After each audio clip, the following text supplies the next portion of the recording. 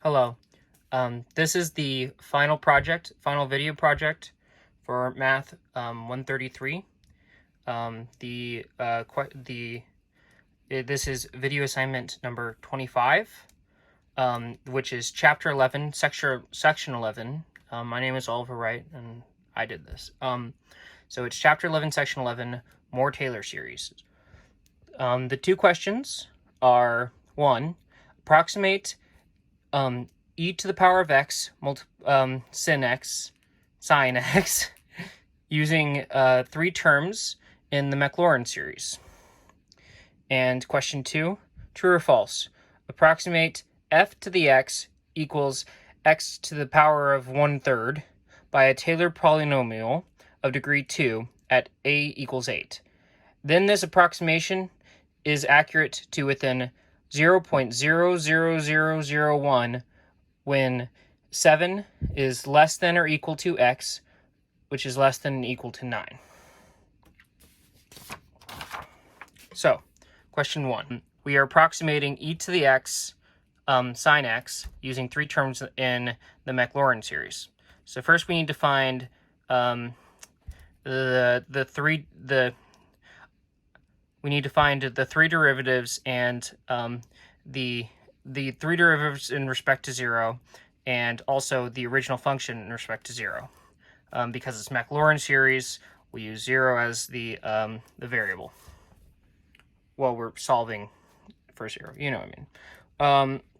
So since f of x is e to the x sine x, so of course f of 0 is 0. It's e to the 0, which is yeah. So in times sine of 0, which yeah. So we use the product rule for f prime here.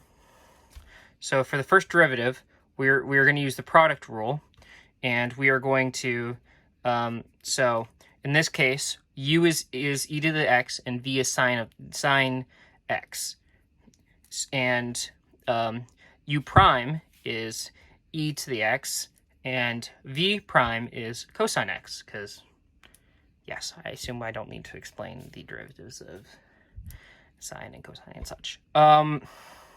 So f prime to the x is e to the x cosine x plus sine x multiplied by e to the x, which is also equal to e to the x multiplied by the sum of cosine x and sine x. There should be another parentheses right here.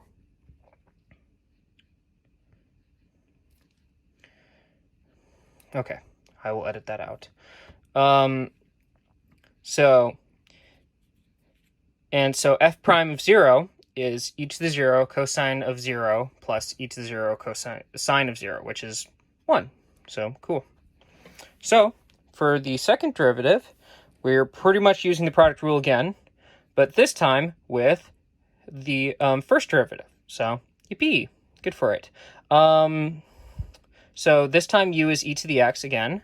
V is cosine x plus sine x. So the derivative of u is e to the x, and a derivative of v is cosine x minus sine x. So the derivative, the second derivative is e to the x multiplied by the sum of cosine x minus sine x, not sum, plus e to the x cosine x plus multiplied by cosine x sine x. So you can, I expanded it out here, and when you expand it out, terms eliminate, and you get 2 e to the x cosine x. So plug 0 in for that, and you get 2. So for the third derivative, we're using the second derivative and the product rule again. What do you know? So u this time is 2 e to the x, v is cosine x, u prime is 2 e to the x, and v prime is negative sine x. So we plug that in, and we get negative 2 e to the x sine x plus 2 e to the x cosine x. Plug in 0 into that, and we get 2 again. So our three terms so far are 1, 2, and 2. Okay, so Maclaurin's form. So we're pretty much just plugging it into Maclaurin's form, which is covered in 11.10. So yeah, so f of 0. So Maclaurin's form is f of x is equal to f of 0 plus f prime of 0 over the factorial of 1 plus the f double prime of 0 over the factorial 2 multiplied by x to the power of 2. Oh, I forgot this x right here. Don't forget about that. Plus, so the third derivative of 0, the third derivative of f to 0, multiplied by x to the third here and over the third factorial, or 3 factorial. So it cancels, ta-da. And the final function is x plus x to the power of 2 plus x to the power of 3 over 3. So the approximation of e to the x sine x using 3 terms in the Maclaurin series is f of x equals x plus x squared plus x cubed over 3. So, question 2. True or false? Approximate f of x equals to, so approximate the function x is x to the power of 1 over 3, or 1/3, by a Taylor polynomial of degree 2 at a equals 8. Then this approximation is accurate to within 0.00001. So when 7 is less than or equal to x, which is less than or equal to 9.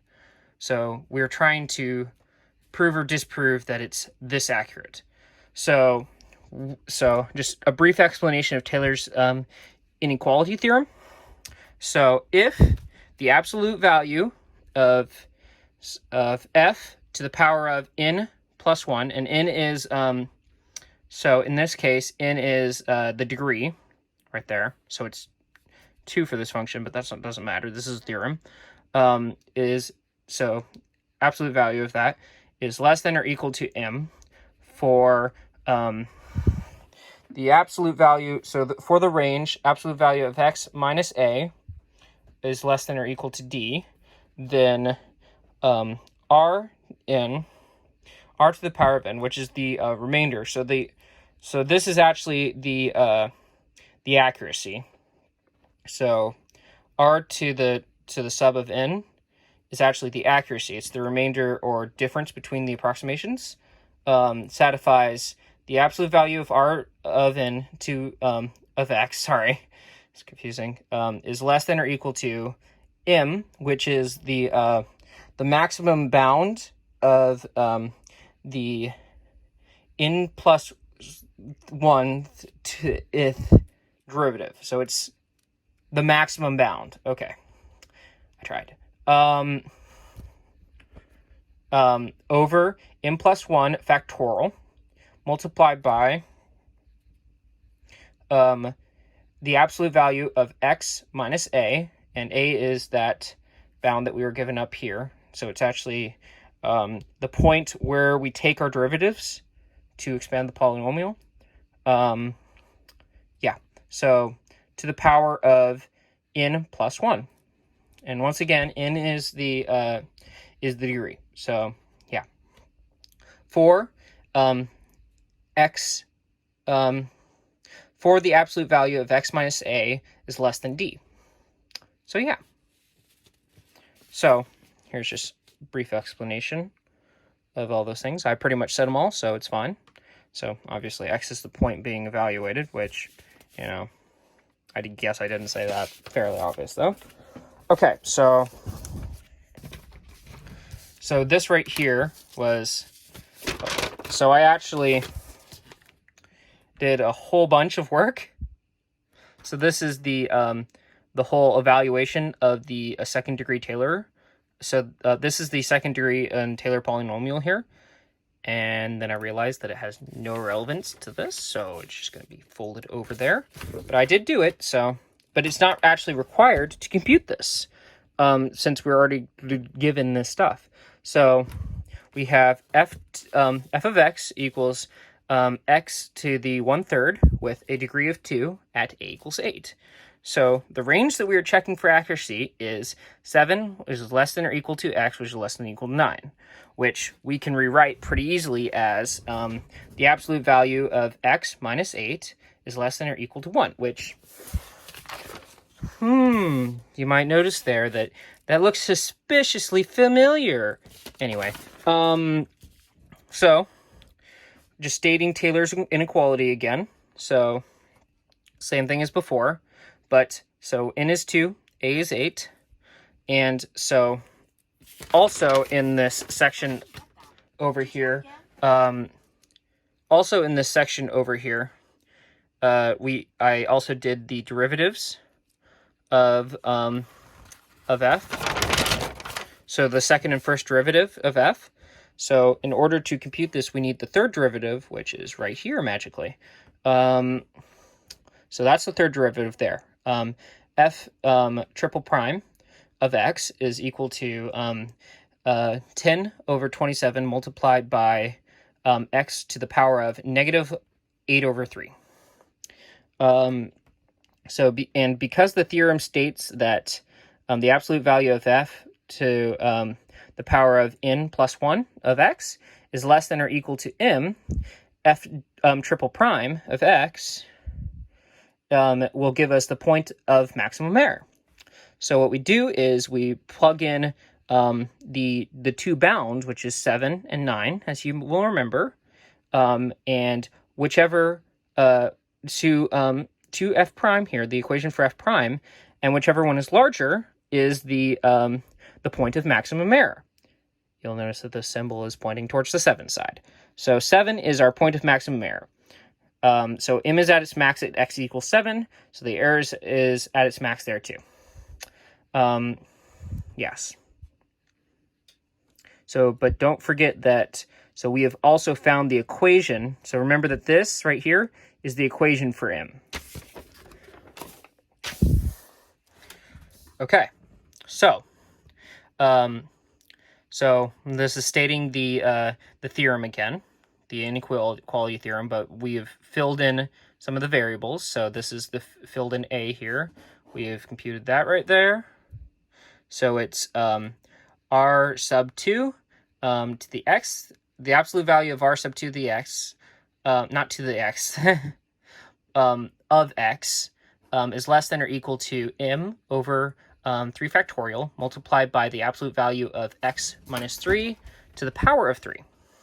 So x equals 7, as we determined earlier, and m is equal to the third derivative to 7. So now we have the absolute value of r sub 2 of x is less than or equal to 10 to the 27th of multiplied by 7 to the power of negative 8 over 3 over 6, because 3 factorial is 6 magically. So multiplied by the absolute value of 7 minus 8 to the power of 3, which is of course 1, which is to the power of 3, which is of course 1. So just ignore that. So we have this, and putting that little magic bit. So, and when we solve that, we get an error of 0.0003.